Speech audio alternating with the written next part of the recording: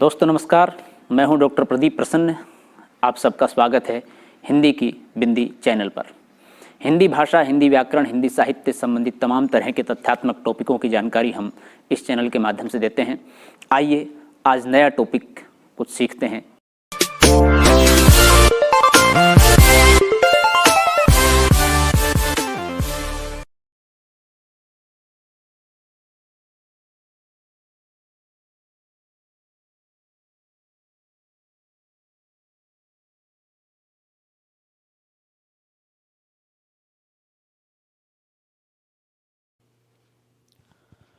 विद्यार्थियों, आज की वीडियो हम बना रहे हैं कक्षा 9 की हिंदी पाठ्यपुस्तक क्षितिज के पाठ 14 चंद्र गहना से लौटते बेर। इस कविता को कवि केदारनाथ अग्रवाल ने लिखा है और इस वीडियो में हम पाठ्यपुस्तक के प्रश्नों के उत्तरों को लेकर के बात करेंगे। इससे पूर्व हमने इस पाठ का वाचन किया है, कविता का अर्थ, भाव और उसकी व्याख्या प्रस्तुत की है। साथ ही उसमें कविता का एवं कवि का संक्षिप्त परिचय भी दिया है। तो आप हमारे चैनल पर और प्लेलिस्ट में जा कर के कक्षा 9 की वीडियो को देख सकते हैं, जिसमें ये सब मिल जाएगा। तो आइए हम शुरू करते हैं आज की वीडियो। आप देख रहे हैं हिंदी की बिंदी चैनल। तो पहला प्रश्न है इस पाठ का कि इस विजन में अधिक है। पंक्तियों में नगरीय संस्कृति के प्रति कवि का क्या आक्रोश है और क्यों है? उत्तर है, उपर्युक्त पंक्तियों में कवि ने नगरीय संस्कृति की व्यावसायिकता पर आक्रोश प्रकट किया है। उनके अनुसार नगर के लोग व्यापार को महत्व देते हैं, वे प्रेम और सौंदर्य से बहुत दूर हैं, वे प्रकृति से भी किनारा कर चुके हैं। कवि इसे नगर संस्कृति का दुर्भाग्य मानता है और नगर संस्कृति के दुर्भाग्य के साथ साथ नगर में रहने वाले लोगों का भी दुर्भाग्य है और वो इन सब चीज़ों से दूर हो जाते हैं, कट जाते हैं, तो उनके जीवन में बहुत सारी वो चीज़ें छूट जाती हैं जो कि जीवन के विकास के लिए, मनुष्य के विकास के लिए बहुत आवश्यक है। प्रश्न नंबर 2 है, सरसों को सयानी कहकर कवि क्या कहना चाहता होगा? उत्तर है, सरसों को सयानी कहकर कवि यह कहना चाहता है कि अब वह बड़ी हो गई है, उस पर आए फूलों के कारण उसका रूप सौंदर्य निखर आया है। जिस तरह से युवतियाँ जब युवावस्था में पहुंचती हैं तो उनका रूप सौंदर्य धीरे धीरे निखरता है, परिवर्तन आता है, तो इसी तरह से ये एक प्रतीकात्मक बात कवि कह रहे हैं। अगला प्रश्न है, अलसी के मनोभावों का वर्णन कीजिए। उत्तर है, अलसी अल्हड़ नायिका है, उसकी कमर लचीली है, देह पतली है और स्वभाव से हठीली है। उसने अपने शीश पर नीले फूल धारण किए हुए हैं। वह मानो सबको प्रेम का खुला निमंत्रण देकर कह रही है, जो भी मुझे छुए मैं उसे अपना दिल दे दूंगी। अगला प्रश्न है, अलसी के लिए हठीली विशेषण का प्रयोग क्यों किया गया है? उत्तर है, अलसी के लिए हठीली विशेषण का प्रयोग इसलिए किया गया है क्योंकि वह चने से सटकर उगाई है। वह हवा से लहराकर बार बार झुककर ज़मीन को छू जाती है और अगले ही पल तुरंत खड़ी हो जाती है। अगला प्रश्न है, चांदी का बड़ा सा गोल खंबा में कवि की किस सूक्ष्म कल्पना का आभास मिलता है? उत्तर है, सरोवर के जल में सूर्य की किरणें सीधी पड़ती हैं तो यूं लगता है जैसे पानी के नीचे चांदी का बड़ा गोल खंबा हो। रंग, चमक और रूप की समानता के कारण यह कल्पना मनोरम बन पड़ी है। प्रश्न नंबर 6 है, कविता के आधार पर हरे चने का सौंदर्य अपने शब्दों में चित्रित कीजिए। उत्तर है, ग्रामश्री कविता में वर्णित हरा चना आकार में एक बित्ते के बराबर है। उस पर आए फूल देखकर लगता है कि उसने गुलाबी पगड़ी बांध रखी है। वह विवाह जैसे किसी मांगलिक कार्यक्रम में जाने के लिए तैयार दिखाई दे रहा है। प्रश्न नंबर 7 है, कवि ने प्रकृति का मानवीकरण कहाँ कहाँ किया है? उत्तर है कवि ने निम्न स्थलों पर प्रकृति का मानवीकरण किया है। यह हरा ठिगना चना बांधे मुरेठा शीश पर, छोटे गुलाबी फूल का सजकर खड़ा है। पास ही मिलकर उगी है बीच में अलसी हठीली, देह की पतली कमर की है लचीली। नील फूले फूल को सिर पर चढ़ाकर कह रही है जो छुए ये, दे हृदय का दान उसको, और सरसों की न पूछो हो गई सबसे सयानी। हाथ पीले कर लिए हैं ब्याह मंडप में पधारी, फाग गाता मास फागुन हैं कई पत्थर किनारे, पी रहे चुपचाप पानी प्यास जाने कब बुझेगी। तो इन पंक्तियों में कवि ने मानवीकरण अलंकार का प्रयोग किया है।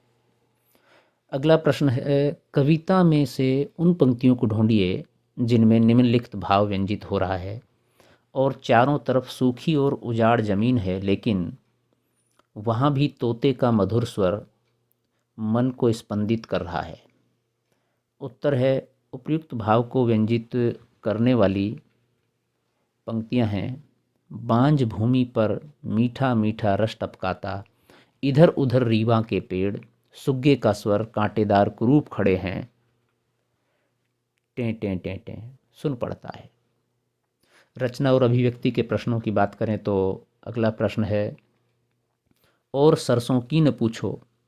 इस उक्ति में बात को कहने का एक खास अंदाज है।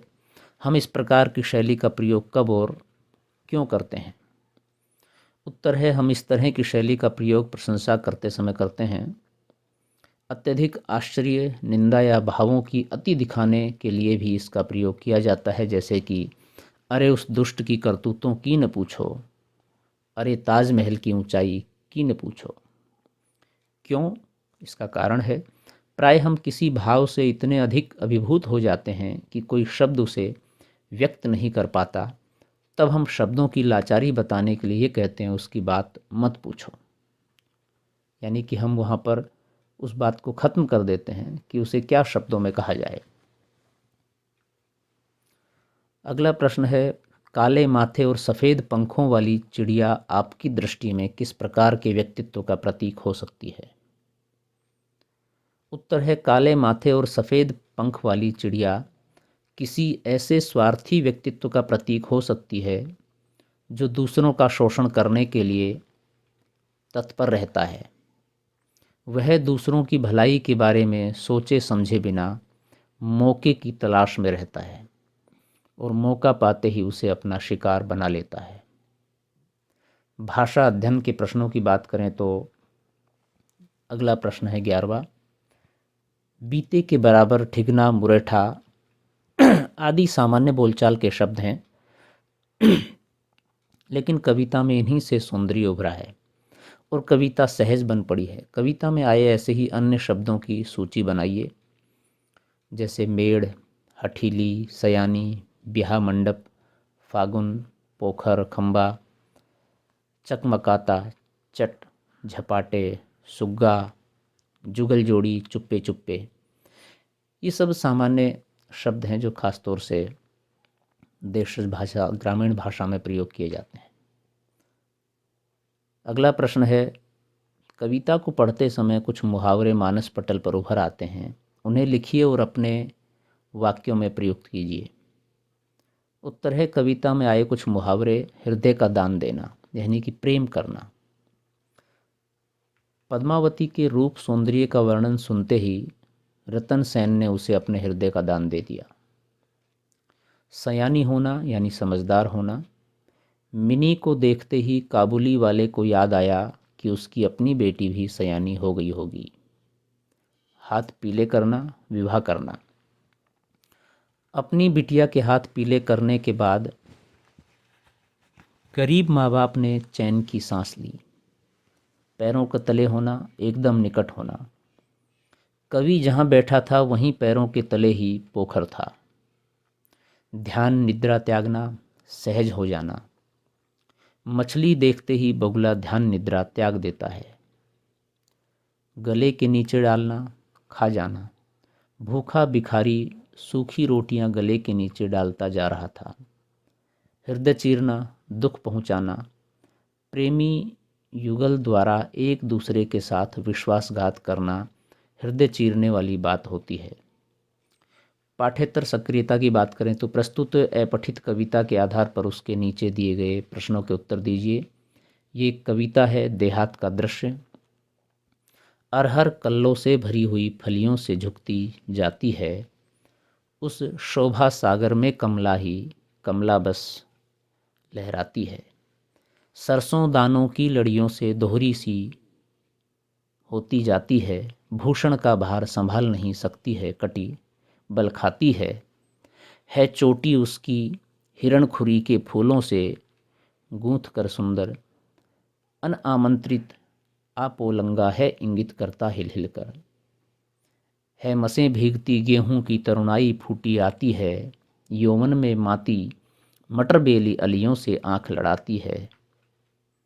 लोने लोने वे घने चने क्या बने बने इठलाते हैं, होले होले होली गागा घुंघरू पर ताल बजाते हैं। है जलाशयों के ढालू भीटों पर शोभित तृणशालाएं, जिनमें तप करती कनक वर्ण हो जगबेली अहिबालाएं। है कंद धरा में दाब कोश ऊपर तक्षक बन झूम हरे, अलसी के नील गगन में मधुकर दृग तारों से झूम रहे। मेथी में थी जो विचर रही तितली सो सोए में सोई, उसकी सुगंध मादकता में सुध-बुध खो देती सब कोई। ये कविता है, इसमें कुछ शब्द आए हैं जो जिनका अर्थ हम देख लेते हैं। हिरणखुरी का मतलब बरसाती लता, भीटा यानी कि ढूह टीले के शक्ल की जमीन। इसके प्रश्नों को उत्तरों को देखते हैं। तो पहला प्रश्न है, इस कविता के मुख्य भाव को अपने शब्दों में लिखिए। उत्तर है, इस काव्यांश में खेतों में फली फूली फसलों का सजीव चित्रण है। अरहर और सरसों पर फलियां आ गई हैं, हिरणखुरी पर फूल खिल गए हैं, गेहूं पर तरुणाई आ गई है, मटर बेली पर भंवरे मंडराने लगे हैं तथा चने के झाड़ बड़े हो गए हैं। आलू गाजर मूली शकरकंदी आदि उगाई हैं। अलसी पर फूल आ गए हैं और मेथी की खुशबू में तितली अपना होश खो बैठी है। दूसरा प्रश्न है, इन पंक्तियों में कवि ने किस किस का मानवीकरण किया है। उत्तर है, इन पंक्तियों में सरसों, हिरणखुरी, गेहूं, मटर बेली, चना आदि का मानवीकरण किया गया है। अगला प्रश्न है, इस कविता को पढ़कर आपको किस मौसम का स्मरण हो आता है। इस कविता को पढ़कर उत्तर है, इस कविता को पढ़कर सर्दी का मौसम एवं बसंत ऋतु का स्मरण हो आता है, क्योंकि ये सारी फसलें इसी ऋतु में फलती और फूलती हैं। मौसम के अनुसार फसलें हैं तो उसी मौसम का पता लगेगा। अगला प्रश्न है, मधुकर और तितली अपनी सुध-बुध कहाँ और क्यों खो बैठी। उत्तर है, मधुकर अलसी के नीले फूलों पर अपनी सुध-बुध खो बैठे हैं, तितली मेथी की सुगंध से मोहित होकर अपनी सुध-बुध खो बैठी हैं। यानी कि एक तरह से इन कीट पतंगों का, इन पक्षियों का उन फूलों के साथ में, उन पुष्पों के साथ में अनुराग होता है, और जिससे आपका अनुराग हो, जिससे प्रेम हो, उसके पास में जाकर के आप एक तरह से थोड़े से बेहोश से हो जाते हैं, होश में नहीं रहते हैं, क्योंकि उसके स्नेह में खो जाते हैं, इसलिए वो सुध-बुध खो बैठी हैं। तो विद्यार्थियों, ये थी आज की वीडियो, चंद्र ग्रहण से लौटते बेर कविता के पाठ आधारित प्रश्नों के उत्तर। आपने वीडियो पूरी देखी, इसके लिए आपका बहुत बहुत धन्यवाद। आशा करते हैं वीडियो आपके लिए लाभान्वित होगी। यदि आपको ये वीडियो अच्छी लगी हो तो इसे लाइक करें, शेयर करें, कमेंट्स करें और चैनल को सब्सक्राइब करना न भूलें। और हिंदी की बिंदी चैनल को सब्सक्राइब करने के साथ साथ आप बेल आइकॉन को भी दबा लीजिए, ताकि सभी प्रकार की वीडियो की सूचना, उसका नोटिफिकेशन आप तक पहुंच जाए। और आप हमारे चैनल पर विजिट करके प्ले लिस्ट में जा कर के अपनी कक्षा से संबंधित या अन्य टॉपिक से संबंधित हिंदी काव्य, हिंदी व्याकरण, हिंदी साहित्य की वीडियो देख सकते हैं। अनेक प्रतियोगी परीक्षाओं की तैयारियों की वीडियो भी हम बनाते हैं, वो भी आप देख सकते हैं। यदि इस वीडियो को लेकर के, इस टॉपिक को लेकर के या किसी अन्य टॉपिक को लेकर के आपके मन में कोई सवाल, कोई जिज्ञासा, कोई प्रश्न हो तो आप कमेंट्स के माध्यम से बताइए, हम उसका समाधान करने का प्रयास करेंगे। आज के लिए इतना ही। नेक्स्ट वीडियो में नेक्स्ट टॉपिक के साथ फिर मिलते हैं, तब तक के लिए शुक्रिया, नमस्कार।